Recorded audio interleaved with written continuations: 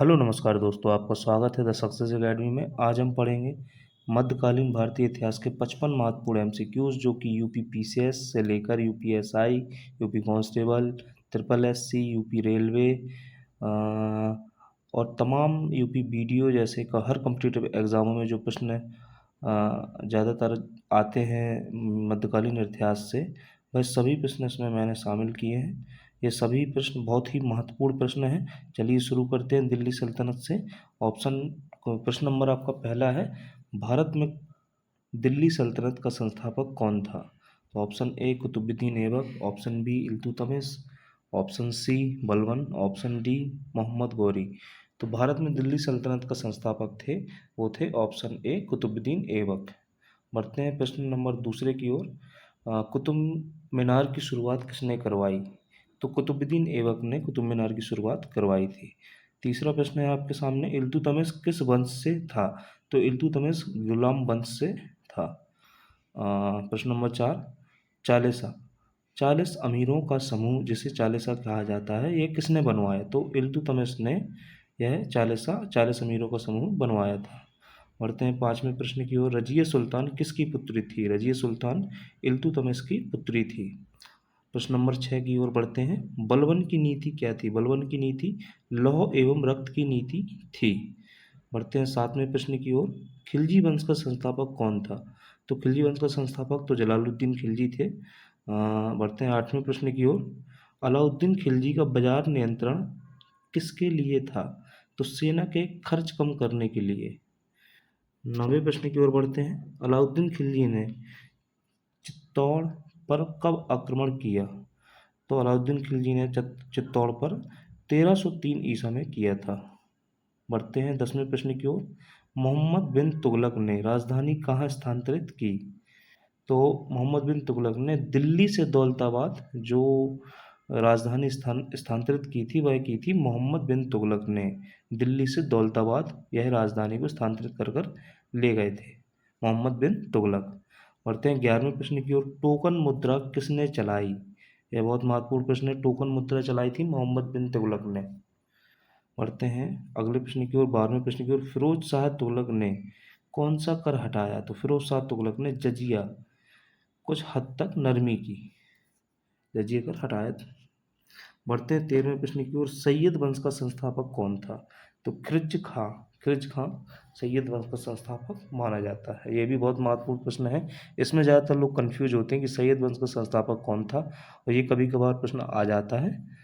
तो खिरज खां ने सैयद वंश का संस्थापक माने जाते हैं। बढ़ते हैं 14वें प्रश्न की ओर। लोधी वंश का संस्थापक कौन था? तो लोधी वंश के संस्थापक थे बहलोल लोधी।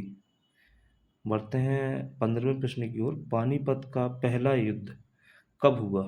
पानीपत का पहला युद्ध 1526 ईसा में हुआ था। बढ़ते हैं 16वें प्रश्न की ओर। इब्राहिम लोदी को किसने हराया? तो बाबर ने इब्राहिम लोदी को हराया था। बढ़ते हैं 17वें प्रश्न की ओर। दिल्ली सल्तनत का अंतिम शासक कौन था? दिल्ली सल्तनत का अंतिम शासक कौन था? तो इब्राहिम लोदी को दिल्ली सल्तनत का अंतिम शासक माना जाता है। बढ़ते हैं 18वें प्रश्न की ओर। अलाउद्दीन खिलजी का सेनापति कौन था जिसने दक्षिण भारत जीता?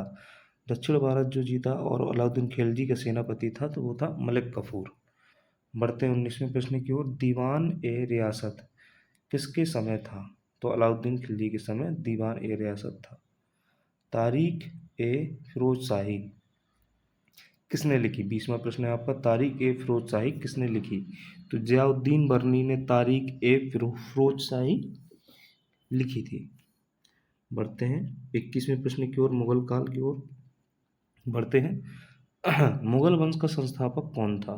तो मुगल वंश का संस्थापक थे बाबर। बाबर। बढ़ते हैं 22वें प्रश्न की ओर। बाबर ने पानीपत का युद्ध किसके खिलाफ लड़ा? तो बाबर ने पानीपत का युद्ध जो लड़ा था, वो इब्राहिम लोदी के खिलाफ लड़ा था। 23वां प्रश्न है आपके सामने। खानवा का युद्ध कब हुआ? 1527 ईसा में खानवा का युद्ध हुआ। 24वां प्रश्न आपके हैं सामने।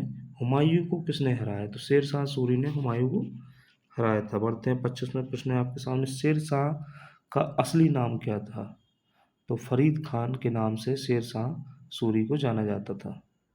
बढ़ते हैं 26वें प्रश्न की ओर। ग्रैंड ट्रंक रोड किसने बनवाई? तो शेर शाह सूरी ने ग्रैंड ट्रंक रोड बनवाई थी। 27वें प्रश्न है आपके सामने, अकबर का जन्म कहाँ हुआ? तो अमरकोट में हुआ। 28वें प्रश्न है आपके सामने, अकबर का संरक्षक कौन था? तो बैरम खां को अकबर का संरक्षक माना जाता है। बढ़ते हैं 29वें प्रश्न की ओर। अकबर ने दीन इलाही कब शुरू किया? तो 1582 में अकबर ने दीन इलाही शुरू किया था। 30वां प्रश्न है आपके सामने, नवरत्नों में से कौन संगीतज्ञ था? तानसेन। अकबर के दरबार में नवरत्नों में से संगीतज्ञ जो थे वो थे तानसेन। बढ़ते हैं 31वें प्रश्न की ओर। अबुल फजल ने कौन सी पुस्तक लिखी? ये बहुत महत्वपूर्ण प्रश्न है। अकबरनामा।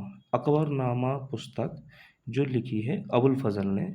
बढ़ते हैं 32वें प्रश्न है आपके सामने, जहांगीर का असली नाम क्या था? तो जहांगीर का असली नाम था सलीम। बढ़ते हैं 33वां प्रश्न आपके सामने, नूरजहां किसकी पत्नी थी?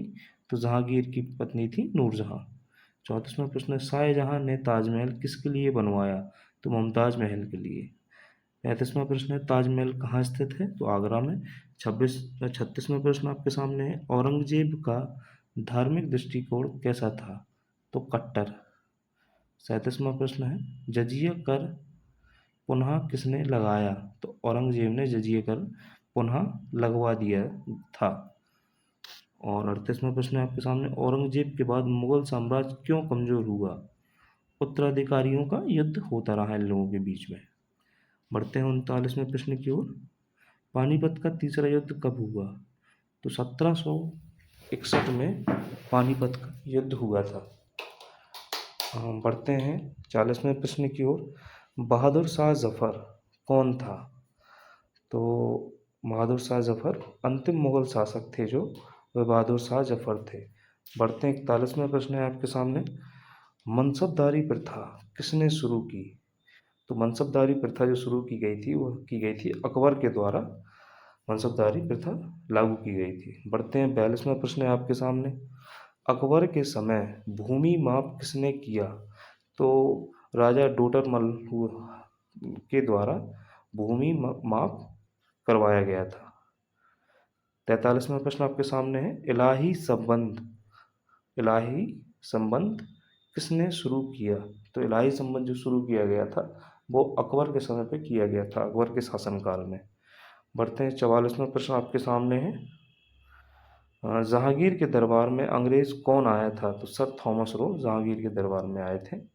45वां प्रश्न आपके सामने है, फतेहपुर सीकरी किसने बनवाई? तो अकबर ने फतेहपुर सीकरी बनवाई थी।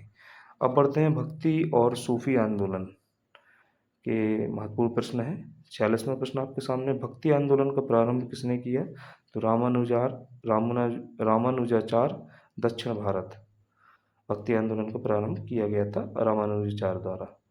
बढ़ते हैं 47वें प्रश्न के सामने के पास, कबीर किसके शिष्य थे? कबीर रामानंद के शिष्य थे। 48वां प्रश्न आपके सामने, रामचरितमानस किसने लिखी? तो तुलसीदास द्वारा रामचरितमानस लिखी गई। 49वां प्रश्न है आपके सामने, गुरु नानक का जन्म कब हुआ? तो 1469 ईसा में गुरु नानक जी का जन्म हुआ है। 50वां प्रश्न आपके सामने है, सिख धर्म के संस्थापक कौन थे? तो सिख धर्म के संस्थापक जो थे वो थे गुरु नानक। 51वां प्रश्न आपके सामने है, सूफी संतों में सबसे प्रसिद्ध कौन थे? तो सूफी संतों में सबसे प्रसिद्ध जो संत थे वह थे ख्वाजा मोइनुद्दीन चिश्ती। 52वां प्रश्न है, चिश्ती संप्रदाय कहाँ प्रसिद्ध था? चिश्ती संप्रदाय अजमेर में बहुत ज़्यादा प्रसिद्ध था। 53वां प्रश्न है, मीराबाई किसकी भक्त थी? तो मीराबाई कृष्ण की भक्त थी। 54वां प्रश्न, सूफी आंदोलन का मुख्य उद्देश्य क्या था? प्रेम और भाईचारा को बढ़ाना सूफी आंदोलन का मुख्य उद्देश्य था। 55वां प्रश्न है आपका और यह अंतिम प्रश्न है, भक्ति आंदोलन की भाषा कैसी थी? तो भक्ति आंदोलन की जो भाषा थी वो थी स्थानीय, मतलब जन भाषा, जो वहाँ के लोग बोला करते थे, स्थानीय लोग वहाँ के जो बोला करते थे वही भाषा भक्ति आंदोलन की भाषा थी। आज के लिए इतना ही। Thank you so much. अगर क्लास पसंद आई हो तो वीडियो को लाइक कीजिएगा, चैनल को सब्सक्राइब कीजिएगा। धन्यवाद।